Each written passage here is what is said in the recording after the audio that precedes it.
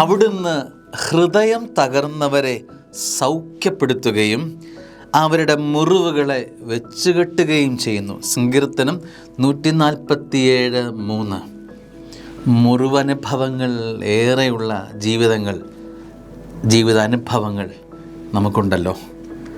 കുത്തിമുറിവേൽപ്പിച്ചവർ നമ്മെ നോക്കി വല്ലാതെ പരിഹസിക്കുന്ന അനുഭവങ്ങൾ. സ്നേഹമുള്ളവരെ, എനിക്കെന്തേ ഇങ്ങനെ? ഈ മുറിവനുഭവങ്ങൾ ഒന്നൊന്നായി എൻ്റെ ജീവിതത്തിൽ പെയ്തിറങ്ങുന്നു.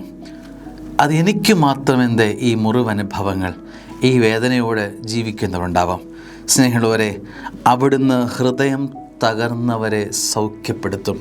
നിൻ്റെ ഹൃദയ നൊമ്പരം മനസ്സിലാക്കാൻ കെൽപ്പുള്ളവരാരും തന്നെ നിനക്ക് ചുറ്റുമില്ലല്ലോ. ഹൃദയ നൊമ്പരം അതിൻ്റെ ആഴത്തിൽ മനസ്സിലാക്കാൻ, നിന്നെ സൗഖ്യപ്പെടുത്താൻ കർത്താവ് നിൻ്റെ കൂടെയുണ്ട്. ഈ വചനം ഹൃദയപൂർവ്വം മക്കളെ സ്വീകരിക്കാമോ? അവിടുന്ന് ഹൃദയം തകർന്നവരെ സൗഖ്യപ്പെടുത്തുകയാണ്. സ്നേഹമുള്ളവരെ, ഒരു സൗഖ്യം ആ വിഷയത്തിന് മേൽ വേണമെന്ന് സ്വർഗത്തിനറിയാം. അതിനൊരു മെഡിക്കേഷൻ വേണമെന്ന് കർത്താവിനറിയാം. ഒരു സൗഖ്യ ചികിത്സയാണ് അവിടെ വേണ്ടത്. അത് പറഞ്ഞു തീർക്കുന്നതല്ല.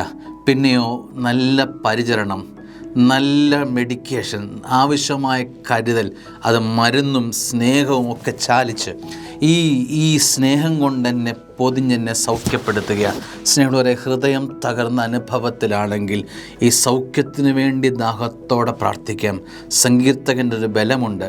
ഞാൻ എത്ര മുറിവേറ്റവനാണെങ്കിലും ഈ മുറിവനുഭവങ്ങളിൽ നിന്ന് എന്നെ സൗഖ്യപ്പെടുത്താൻ എൻ്റെ കർത്താവ് കെൽപ്പുള്ളവനാണ്.